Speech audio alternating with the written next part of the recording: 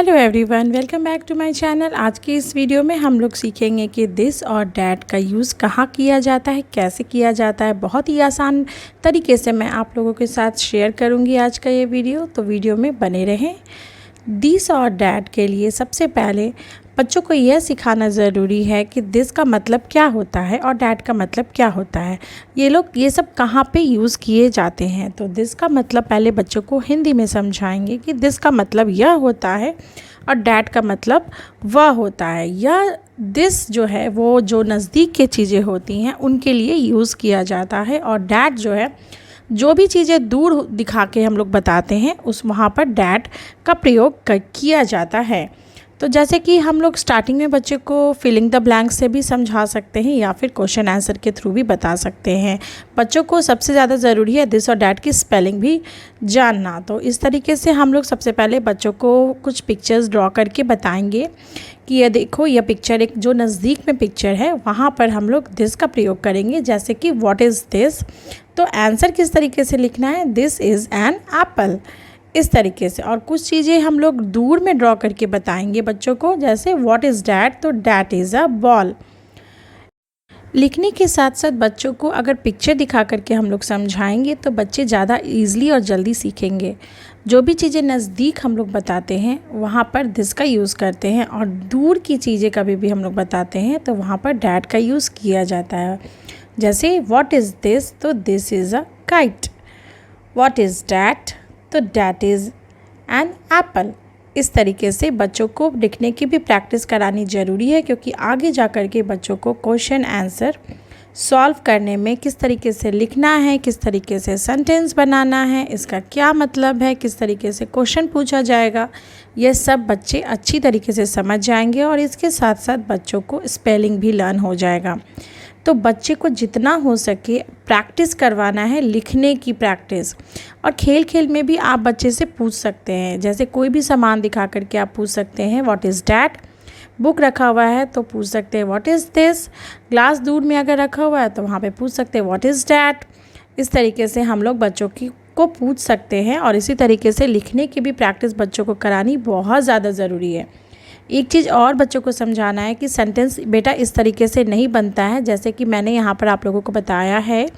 जैसे ऊपर का जो सेंटेंस था व्हाट इज़, तो यहाँ पर आंसर कभी भी दिस इज़ अ बॉल लिखना है, ना कि बॉल इज़ दिस। ये गलत हो जाएगा। तो ये भी बच्चों को अच्छी तरीके से समझाना है कि क्वेश्चन का आंसर किस तरीके से लिखा जाता है और क्या सही तरीका है लिखने का।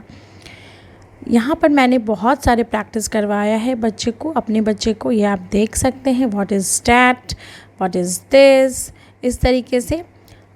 तो बच्चों की हैंड राइटिंग भी सही होती है, बच्चे स्पेलिंग भी लर्न होते हैं। जितना ज़्यादा बच्चे प्रैक्टिस करेंगे वो भी इंटरेस्ट लेंगे, उनको अच्छा भी लगेगा और वो जल्दी सीखेंगे, स्पेलिंग भी लर्न करेंगे और साथ साथ चीज़ों को पहचानना सीखेंगे, कहाँ पे दिस लगाना है, कहाँ पर डैट लगाना है।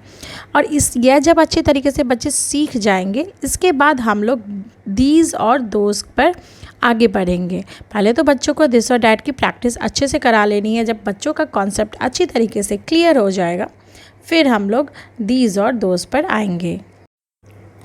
बच्चे जितना ज़्यादा प्रैक्टिस करेंगे वो उतना ज़्यादा उनका कॉन्सेप्ट क्लियर हो जाएगा और नेक्स्ट टाइम वो लोग कभी गलती नहीं करेंगे। और इसके साथ साथ उनको स्पेलिंग भी लर्न हो जाएंगे, चीज़ों के भी, दिस और डैट के भी, और सेंटेंस कैसे बनाना है, ये सारी चीज़ें उनको अच्छी तरीके से प्रैक्टिस हो जाएगा। What is this, this is a flower, इस तरीके से। जब दिस डैट क्लियर हो जाए उसके बाद दिस और डैट पर हम लोग आएंगे।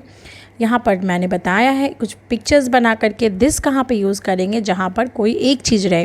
और कहीं पर अगर ज़्यादा चीज़ें रहेंगी, जैसे कोई भी एक चीज़ हमारे पास में है, वहाँ पे हम लोग दिस का यूज़ करेंगे। एक से ज़्यादा अगर कोई भी चीज़ पास में एक से ज़्यादा हो वहाँ पर दिस का यूज़ करते हैं। जहाँ पर इज़ लगाएंगे, इज़ के जगह हम लोग आर लगाएंगे, क्योंकि दिस का यूज़ हम लोग एक चीज़ के लिए करते हैं, एक सिंगल चीज़ के लिए करते हैं। तो दिस इज़ अ कार। तो वहीं पे हम लोग एक से ज़्यादा चीज़ें जो हमारे नज़दीक में हैं उसका यूज़ करेंगे, तो दीज आर कार्स। जैसे दिस के जगह दीज हो जाएगा, इज़ के जगह आर हो जाएगा, और जैसे कार है तो कार्स हो जाएगा, बैट है तो बैट्स हो जाएगा। मतलब सिंगुलर से प्लूरल हम लोग में बनाएंगे, कन्वर्ट करेंगे। तो सेंटेंस इस तरीके से बनाना है हमें। इसी तरीके से बच्चों को पहले दीज अच्छे तरीके से प्रैक्टिस करने के लिए देना है और फिर हम लोग डैट और दोज पर आएंगे।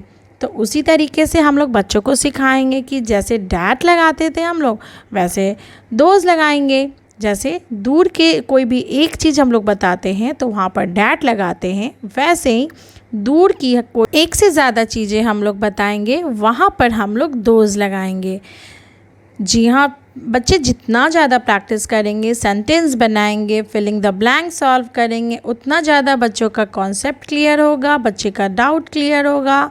अच्छे तरीके से कहाँ पे इज़ लगाना है, कहाँ पर आर लगाना है, कहाँ पर एस लगाना है, वो सब बच्चे सॉल्व कर लेंगे। फ्रेंड्स, आप लोगों से एक रिक्वेस्ट है, अगर अभी तक आपने मेरे चैनल को सब्सक्राइब नहीं किया है तो प्लीज़ सब्सक्राइब कर दीजिएगा और साथ में बेल को भी प्रेस करना है ताकि मेरी आने वाली नई वीडियो की नोटिफिकेशन आपको तुरंत मिल सके। Thank you so much for watching.